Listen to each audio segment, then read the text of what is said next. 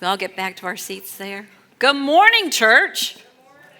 Let me extend my welcome to each and every one of you today that are here, that are online. Welcome, welcome. I'm Pastor Jackie Ranieri, and I am so glad to be here. And yes, it's my final message I'll be sharing with Plymouth First today. But today, I want to share a few things.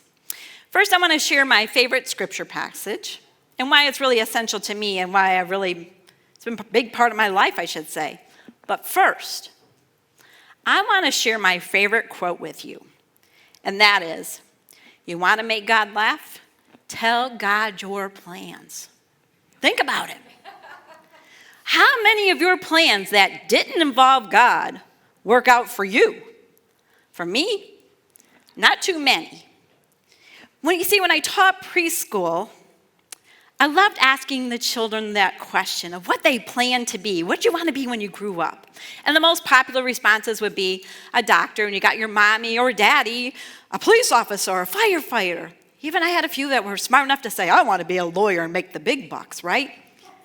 But my favorite ones were a princess or a rodeo rider, right? Wouldn't that be a fun plan? Who'd want to be a princess? I know guys, but who'd want to be a princess? That's awesome. And I'm sure some of you can remember your plans of what you planned to be or wanted to be as a child. So allow me to ask this question. Are you doing what you thought you would do as an adult? Or for those that are retired, did you accomplish what you thought you had all planned out? See, as a child, I thought I was going to be a rock star. Yeah, it was my favorite thing, right? I had a toy guitar, and I had these really cool rubber boots, rain boots, and I would make up songs all day long, and for those poor souls who would ever say they were willing to sit there and listen to my so-called concert, that was my dream, traveling the world, making the big bucks, and just being that rock star, right? My name in lights out there. But as you can probably guess, as I've been standing before you these past 2 years, right? That was my childhood dream of being a rock star. And it was just a dream. Because you see, God had another plan for me. So now let's take a look at my favorite passage, and I'll share more about that. And it comes from the Gospel of Matthew, and it's Matthew 25, verses 34 through 40. And it says, "Then the king will say to those on his right, 'Come, you who are blessed by my Father, take your inheritance, the kingdom prepared for you since the creation of the world. For I was hungry, and you gave me something to eat. I was thirsty, and you gave me something to drink. I was a stranger, and you invited me in. I needed clothes, and you clothed me, and I was sick, and you looked after me. I was in prison, and you came to visit me.' And then the righteous will answer him, 'Lord, when did we see you hungry and feed you, or even thirsty and give you something to drink? And when did we see you a stranger and invite you in, or needing clothes and clothe you? When did we see you sick or in prison or go to visit you?' And the king will reply, 'Truly I tell you, whatever you did for one of the least of these brothers and sisters of mine, you did for me.'" I love this passage. I love it because Jesus gives us step-by-step directions on who we must serve and who we must look for to fulfill the mission. Did you know this is Jesus' last lecture, his final teaching in the book of Matthew? And undoubtedly, he saved the most important for last. Would you agree? You see, what I think is Jesus is saying in this passage is what he's been saying all along throughout all of his teachings, all of his actions. And that's for us to recognize God in the face of those we encounter. Take our neighbors, for instance. You see, when we're loving our neighbor, we're loving God. When we're not loving our neighbors, we're really not loving God. And if we're engaged in abusive behavior toward another, bullying or treating an employee like a slave, this is really how we're treating Christ in return. You see, if we hold hatred in our hearts toward another, well, you kind of get the picture of what I'm trying to say, right? Because really, it's all about the love. So for the Christ follower, there's no room for discrimination. There's no room for hatred. There's no room for holding grudges. And there's no room for judgments. It all fits with everything that Jesus has taught us. You see, the only thing that there's room for is the love. And that's why Jesus tells us to pray for our enemies and give food and drink to those who persecute us. In doing so, that's when we're serving Christ.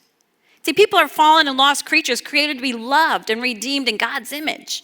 And Jesus says, I tell you the truth, whatever you did for the least of these, you did for me. But you see, this is the plan that Jesus had for each of us. Not just for me, but for each of us. We were created in his image. And doesn't that mean that part of the plan is for us to imitate what Jesus taught us? You see, I thought I knew God's plan for me. After college, I planned to work in the hospitality field. And after many years of opening restaurants and working at beautiful resorts, I thought this is where I was going to end my career. This was going to be my life. This was going to be the plan and my purpose. I loved traveling and working at trade shows to promote the latest property I was working at. And all was good and fine until I got married and then had my son. You see, my plan of working in the hospitality field didn't quite work so much with a newborn.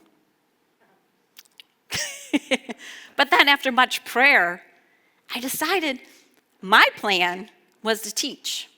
So I spent years as a preschool teacher and later as a kindergarten teacher, and I truly enjoyed both careers. But I need to confess that I constantly had some kind of tugging at my heart. A hunger for something more. I needed more. And I wasn't quite sure what that meant until we moved to Gladwin, Michigan in 2004, and I answered the call to become a pastor. And during my first week as a pastor, I came across this passage, Matthew 25. It was my daily devotion. And something about those verses, 34 through 40, kept tugging at my heartstrings. And the part that really just kept sticking out, that struck me in the passage, were the people being amazed. The people being amazed at what Jesus was saying. Because they responded to Jesus with this question, Lord, when did we see you hungry and feed you, or thirsty and give you drink? And when did we see you a stranger and welcome you, or naked and give you clothes to wear? When did we see you sick and in prison? When did we come visit you? You see, it was that day the aha moment happened. And I realized that God's plan for me as a pastor was to seek out those individuals that Jesus is talking about here in this passage. I made it my mission to find those people who were hungry, thirsty, naked, even those that were strangers. But I need to warn you about something. You see, when you pray for God to reveal something, be prepared. Be prepared, because after much prayer, those floodgates opened.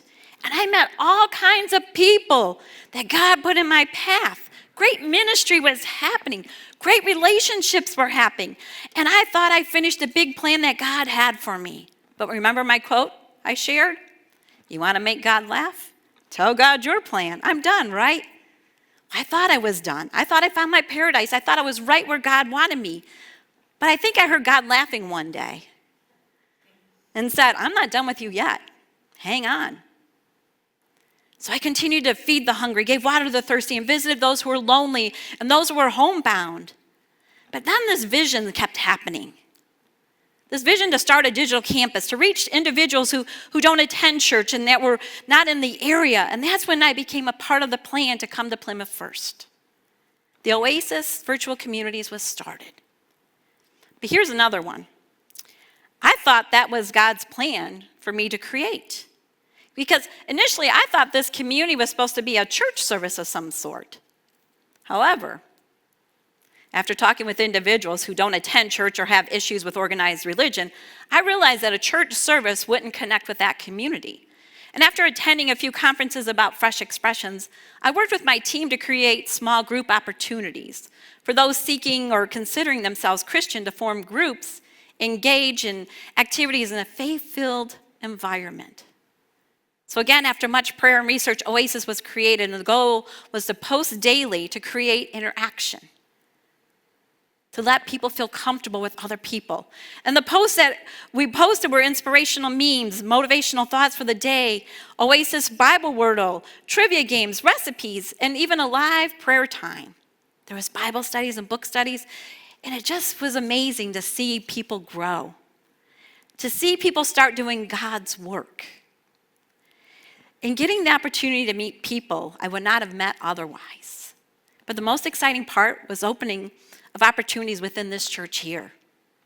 You see, after a conversation one Sunday with Kate Westerberg about crocheting and knitting, a group was formed called the Fiber Friends. And Kate's been leading this group that gathers at the Plymouth Coffee Bean once a month to crochet, to knit, to even do hand sewing projects. And this group just keeps growing. There was probably like 4 or 5 of us in the beginning. And then they invited friends. And now those friends are inviting more friends to come and join. So there's probably like 10. Everybody comes when they can once a month and they gather up. And the Fiber Friends decided they wanted a mission project, so they started the soap sacks. And those sacks that went out to different homeless shelters. They went out to different areas that were in need. And some of you even joined in the project, so thank you. Thank you for helping this group fulfill the goal. The most thing is I can't wait to see what the fall project's going to be. I can't wait to see what they've got bubbling up and what they're praying is going to happen. Because that once things started happening with this campus and watching it grow, I believe that was the plan that God had for me, but also for each and every one of you. But that wasn't the plan God had for me. You see, the plan for the digital campus was for me to come to Plymouth first for 2 years. A new starts team and our district superintendent wanted to see what this campus would do and the benefits of having a digital campus within our conference. And for the past year, as the Oasis community has grown and the team and I continue to pray, asking God to lead us to the hungry, the thirsty, the naked, and the homebound. Lord, show us your people. Where are your sheep? Well, I have to say I had a few phone calls from other conferences asking me what I was doing. They became part of the conference, wanting to see this, and asked me to consider leaving Michigan. So after lots of discussion, lots of prayer, I decided to accept the Desert Southwest Conference offer to pastor the Green Valley United Methodist Church and to bring the digital campus with us. So no, I'm not finished with God's plan yet. I still got a ways to go. But I do want to say this. Thank you. Thank you from the bottom of my heart for welcoming Anthony, my husband, and myself into this church. Thank you for taking a chance on something you didn't quite understand, because believe me, I don't think I understood it either. I knew God wanted it, though. And maybe you don't still understand it, but thank you for being kind about it. Thank you for just smiling and nodding your head. And thank you all, because without your willingness to try this, to have me here, I would not be able to start this community and continue following God's plans for me. But you know what? It's not all about me. You see, my prayer for each of you is that you will allow God to work within you. That you will allow God's plans to work for you. Maybe it's a small group, or maybe it's even bold enough to start your own fresh expressions. So as I come to a close with you today, I just want to share a story with you. There was a woman who had been diagnosed with a deadly disease, or illness, I should say, and she's been given 3 months to live. So as she was getting her things together, she contacted her pastor and had him come to her house to discuss certain aspects in her final wishes. She told him which songs she wanted to be sung at the service, what scriptures she wanted, and what outfit she really wanted to be buried in. And the woman also told her pastor she wanted to be buried with her favorite Bible. Everything was in order. And the pastor was preparing to leave when the woman finally said, "There's one more thing." And she was all excited about it. And the pastor says, "What's that?" "This is very important," she continued. "I want to be buried with a fork in my right hand." The pastor looked at the woman, not knowing really what to say to that. And she says, "That surprises you, doesn't it?" "Well, to be honest, I'm puzzled by the request," the pastor said. And the woman explained it. She says, in all my years of attending church socials and potluck dinners, I always remember when the main courses and the dishes were being cleared, someone would always say, you can keep the fork. It was my favorite part because I knew something better was coming, like chocolate cake or apple pie, something extraordinary and with substance. So I just want to say, I just want people to see me in that casket with a fork in my hand, and I want them to wonder, what's with the fork? And then I want you to tell them, Pastor, keep your fork because the best is yet to come. So I have to share that story because it is so true. Yes, there's going to be changes for me, but yet there's going to be changes for you. But remember, when the struggles are like, this isn't the way we used to always do it, stop and remember, the best is yet to come. I thought, how appropriate, right? Great story since there's going to be cake today. So remember, friends, keep your forks because the best is yet to come. Please join me in prayer.